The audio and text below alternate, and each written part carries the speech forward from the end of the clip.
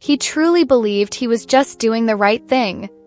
But when a police car pulled up in front of his house a few hours later, 13-year-old Jason's world turned upside down in ways he never expected. It was a quiet afternoon in Camden, New Jersey.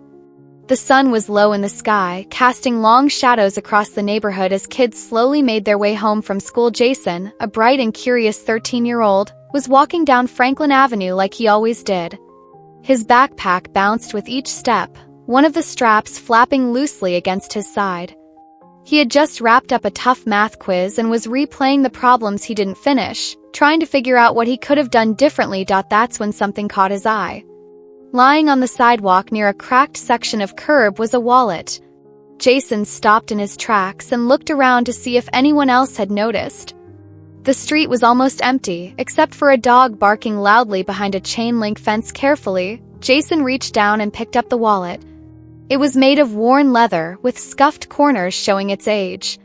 He opened it slowly. Inside were a few crisp $20 bills, some random cards, and a driver's license. The name on the license was Denise Harper.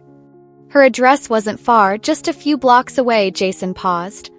He could have easily kept the money. There was no one around to see, but then he heard his mom's voice in his head. Integrity is what you do when nobody's watching. Without wasting any more time, Jason zipped the wallet into his backpack and headed toward the address on the ID. When he got to Denise's house, a small brick home with a faded blue front door, he stopped for a moment on the porch. Suddenly, he felt nervous. What if she thought he stole it? His palms were sweaty as he knocked on the door. A few moments later, it opened. A woman with kind eyes and her hair up in a messy bun looked out at him. "Yes?" she asked, with a curious look on her face. Jason stumbled a bit over his words. "Hi, I found this wallet on the sidewalk and I think it's yours." He pulled the wallet out of his bag and held it out to her. Her eyes widened. "Oh my goodness, that's mine. I didn't even realize I dropped it," she said, taking the wallet with both hands. You could see the relief wash over her face. "Thank you so much, young man. You don't know how much trouble you just saved me." Jason shrugged, trying to play it cool, but the hint of a smile tugged at his lips. "It's no problem," he said, stepping back toward the porch steps. "I just thought it was the right thing to do." As he turned to leave, Denise called after him, "Wait, what's your name?" "Jason," he replied, pausing mid-step. "Well, Jason, you've got a good heart, you." One Jason nodded, muttered a shy thanks, and jogged off, his sneakers scuffing against the pavement as he disappeared down the street. Denise stood in the doorway, clutching her wallet and smiling to herself. Little did Jason know that small moment of kindness was about to take a turn. Couldn't have anticipated. Later that evening, Jason sat at the kitchen table hunched over his homework. While the aroma of baked chicken wafted through the air, his mom, Gloria, moved around the small but cozy kitchen humming a tune as she prepared dinner. Jason's younger sister, Tasha, played with her dolls on the living room, her laughter occasionally breaking the quiet. It was shaping up to be an ordinary evening, until the sound of tires crunching on gravel broke the rhythm of the household. Jason glanced up as faint red and blue lights flashed against the kitchen window. Mom called cautiously. Gloria frowned, wiping her hands on a dish towel. She moved to the window, peeking through the curtains. "It's a police car," she said, her voice laced with confusion. Jason's stomach dropped. He couldn't think of anything he'd done wrong, but the sight of the patrol car unsettled him. Before anyone could speculate further, there was a knock at the door. Firm but not aggressive, Gloria exchanged a quick glance with Jason before heading to answer it. Jason trailed behind her, his heart thudding loudly in his chest. Standing on the porch was a tall man in a crisp police uniform.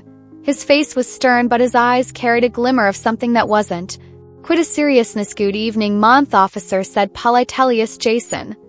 Home. Jason's breath caught in his throat. Gloria instinctively stepped protectively in front of him. "What's this about, officer?" The man cleared his throat, glancing briefly at Jason. "We received a report about a wallet that was returned earlier today.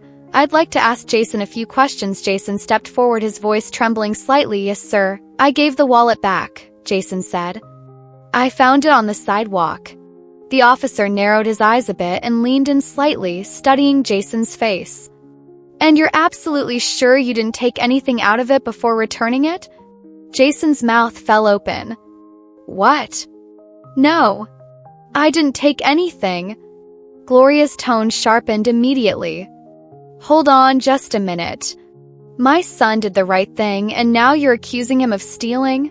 Before things got any more tense, the officer's serious look suddenly broke into a wide grin. Relax, ma'am, he said, holding both hands up playfully. I'm just teasing him. Jason blinked, completely thrown off. What? Right then, Denise Harper stepped out from behind the officer, laughing warmly. Jason, I'm so sorry if we scared you, she said with a big smile. This is my son, Chris. He's a police officer. We thought it'd be fun to surprise you. You've been such a thoughtful young man. Jason looked from Denise to Chris, still confused, but slowly relief began to wash over him. And then disbelief. Wait, this was all a joke? Chris laughed and reached out to shake Jason's hand. Not just a joke, kid. I wanted to thank you in person. Seriously, what you did took honesty and character. The more than I see in a lot of grown-ups. Denise stepped closer, placing a hand gently on Jason's shoulder. I mean it, Jason.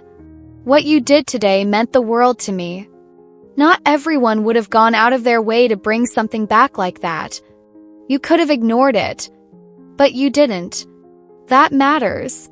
Jason's shoulders relaxed, and a small smile crept across his face. I didn't think it was a big deal, he said quietly. Well, it was, Denise replied, her tone firm but full of kindness. And I remember people who do good things. You'll see. Chris gave Jason a light-hearted salute before heading back toward the patrol car. Denise waved goodbye, saying she'd see him again soon as the police car drove off. Jason turned to look at his mom, who was still processing what had just happened. Gloria shook her head slowly and let out a half laugh. Well, she said with a smirk, that was something else. Well, that's one way to say thank you, Jason said with a nervous chuckle. The fear he felt the night before had faded, replaced by a strange mix of pride and amusement, but what Jason didn't realize was that this was only the beginning of a friendship that would end up changing his life. The next morning, Jason got up still feeling a bit awkward about what had happened. He couldn't stop thinking about Denise and Officer Chris. As he walked to school, the whole scene played in his head again and again. He felt a little weird, but also kind of nice. Like they really saw what he did and wanted him to know it mattered. By the time he came home that afternoon, the excitement had faded and his mind had moved on, until he heard another knock at the front door. This time it was Denise. She stood there with a small gift bag in her hand and a warm smile on her face. Hi, Jason, she said cheerfully. I just wanted to stop by and thank you again. Properly this time. Jason hesitated before pulling open the screen door. You didn't have to do that, Miss Harper. Denise laughed. I wanted to. And to be honest, I also wanted to say sorry for the little surprise last night. Chris gets his playful streak from me, unfortunately. She handed over the bag. Jason peeked inside and saw a gift card to his favorite sneaker store, along with a handwritten note. His eyes lit up in surprise. Wow, thank you, he said, almost whispering. Don't mention it, Denise replied. But I meant what I said. When someone does something good like you did, I don't forget it. I'd really like to get to know you better, Jason. You remind me a lot of my son at your age. Always trying to do what's right, even when it's tough. Jason wasn't sure what to say. He glanced over his shoulder and saw his mom, Gloria, had come to the door. She watched the exchange with a look of curiosity and caution. Gloria stepped forward, her voice kind but firm. That's very thoughtful of you, Miss Harper. What exactly are you thinking? Denise smiled gently. Well, Jason mentioned he enjoys science. My niece works at the local community college and they run a great STEM program every summer. I think Jason would really enjoy it. If he's interested, I can help get him in. Jason's eyes lit up. Really? That would be amazing. Gloria looked at Denise for a moment, then turned to Jason. It was clear how excited he was, and that excitement softened her stance. That's very generous of you, Gloria said. We'd love to hear more about it. And just like that, something new began to grow between them. In the weeks that followed, Denise started stopping by more often. Sometimes she brought cookies, sometimes a book, or just came to say hello. She seemed to really care about Jason and his future. Over time, Gloria's hesitation began to fade. She saw that Denise wasn't just being friendly, she meant it. Jason started spending more time at Denise's house. A bond was forming. Jason soon found himself spending time not just with Denise, but also getting to know some of her extended family. Denise wasn't just a kind neighbor anymore. She stepped into the role of a mentor. She began encouraging Jason to think beyond the now, to imagine a future full of possibility. She opened his eyes to paths he hadn't even thought about before. One afternoon, while they were sitting out on her porch, Denise looked over and asked, "So Jason, what do you want to do when you grow up?"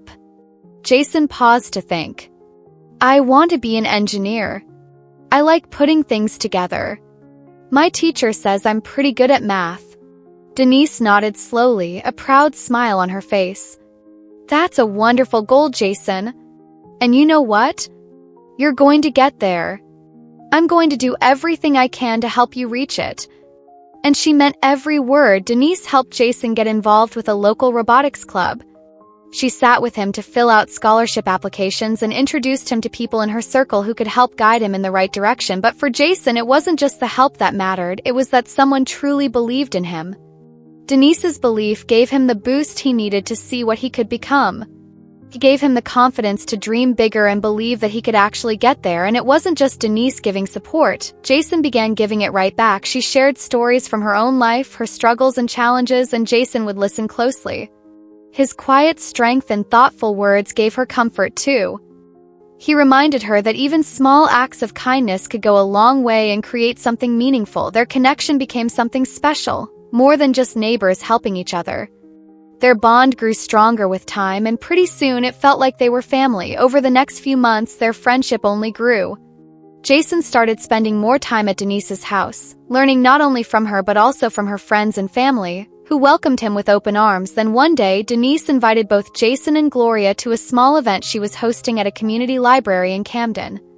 It wasn't just about books or speeches, it was about bringing people together, about connection, learning, and growth. The event was all about mentorship and creating opportunities for young people. Jason didn't know quite what to expect, but the moment they stepped into the library's event room, he was taken aback by the buzz in the air. There were tables lined up with flyers and signs, each offering information on different programs, from scholarships and internships to youth initiatives. A number of local professionals stood at the booths, eager to answer questions and share advice. "Jason," Denise said, pulling him gently to the side, "I want you to meet someone." She guided him over to one of the tables, where a man in his early 30s was carefully adjusting a small robot. "This is Dr. Ellis," she said, smiling. "He's an engineer with one of the top firms in Philadelphia, and he used to mentor students just like you." Jason's eyes widened with excitement. He and Dr. Ellis ended up talking for over an hour.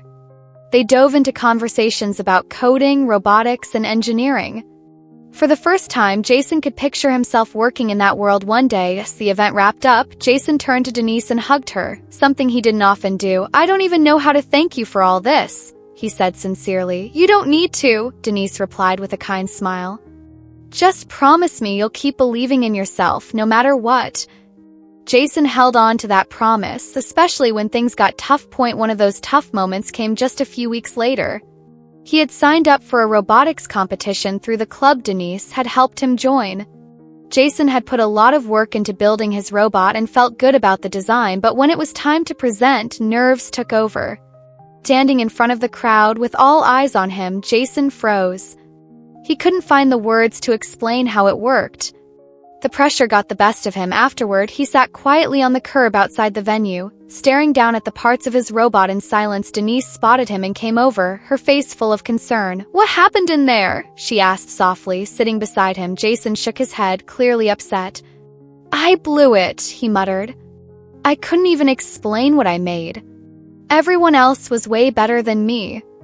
Denise didn't answer right away. She let the quiet settle between them before speaking. "Jason," she said gently, "do you have any idea how many times I've failed at things that meant a lot to me?" "More times than I can count," Denise said gently. "But failing doesn't mean it's over. It's just part of learning." Jason looked up at her, his eyes shiny with unshed tears. "What if I'm just not good enough?" he asked quietly. Denise smiled, her voice calm and steady.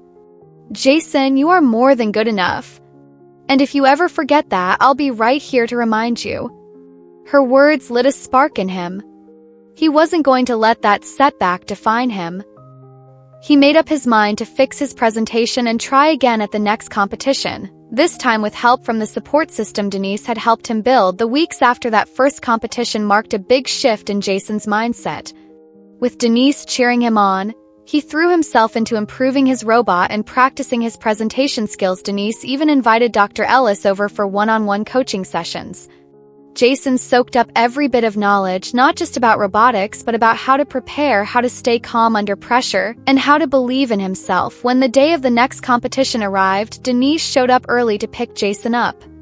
She noticed his hand shaking a little as he held his robot. "Nervous?" she asked, giving him a look of understanding. "A little," Jason admitted. "What if I mess it up again?" Denise gently rested her hand on his shoulder. "Jason, the hardest part? You've already done it. You didn't give up. No matter what happens today, just remember how far you've come." The event, Jason stood among other bright, eager kids, all ready to show off their creations. The energy in the room was intense. But instead of letting it rattle him, Jason remembered what Denise had told him. This wasn't just about winning, it was about showing up, doing his best, and giving it everything he had. When his name was called, Jason stepped up to the podium. He took a deep breath and started his presentation. His voice was a little shaky at first, but as he explained how his robot worked, he found his rhythm. His confidence grew with each word. By the time he finished, the crowd clapped enthusiastically. He didn't walk away with first place that day, but what he did gain meant more than any trophy. He left with a deep sense of pride and a belief in himself that hadn't been there before. On the way home, Denise couldn't stop smiling. "You were amazing out there, Jason," she said, beaming. Jason's face lit up with a proud grin. "I couldn't have done it without you." As the months passed, Jason kept moving forward. With Denise by his side, he applied for a highly respected summer program at a university in Philadelphia. The process was tough. There were forms to fill out, essays to write, and interviews to prepare for, but Denise was there every step of the way, guiding him, encouraging him, and making sure he didn't lose focus. Then one day, the acceptance letter arrived. Jason came running straight to Denise's house, holding an envelope high above his head. "I got in!" he shouted, out of breath but full of excitement. Denise opened her arms and hugged him tightly, her eyes filling with tears of joy. "I knew you." "What?" she said softly, her voice full of pride. Years passed, and Jason's story turned out to be something truly special. He graduated from high school at the top of his class, then went on to study engineering at a respected university. After that, he landed his dream job, working at a cutting-edge robotics company, and through every stage of his journey, Denise was right there. She never missed a graduation. She celebrated each success. And she always reminded Jason of the values that helped him get there: hard work, kindness, and never giving up. Jason often looked back and thought about how much his life had changed because of Denise's support and care. One warm afternoon, he returned to Camden to visit her. Denise had recently retired and was now volunteering at the same library where she once introduced him to Dr. Ellis. As they sat together on her porch, Jason spoke up. "Denise, I've been thinking," he began. "I honestly don't know where I'd be today if I hadn't found your wallet that day." Denise chuckled and shook her head. "Jason, you'd still be incredible. All I did was give you a nudge. Everything else, you did that." Jason smiled, but then his face turned a little more serious. "I want to start a scholarship," he said. "Something for kids around here who have big dreams but need a little help to make them real. I want to name it after you, the Harper Scholarship." Denise's eyes welled up with fresh tears. "Jason, I don't even know what to say," she whispered. "Just say yes," Jason replied with a grin. That moment said everything about their bond, a friendship born from one small act of kindness that had grown into something life-changing. Not just for Jason, but for so many others in their neighborhood. As the story came to a close, Jason and Denise stood side by side, watching children playing in the street. Together, they dreamed of a brighter future. For every single one of them, their story was living proof of what can happen when people show compassion, stay true to their values, and choose to lift each other up in unexpected ways.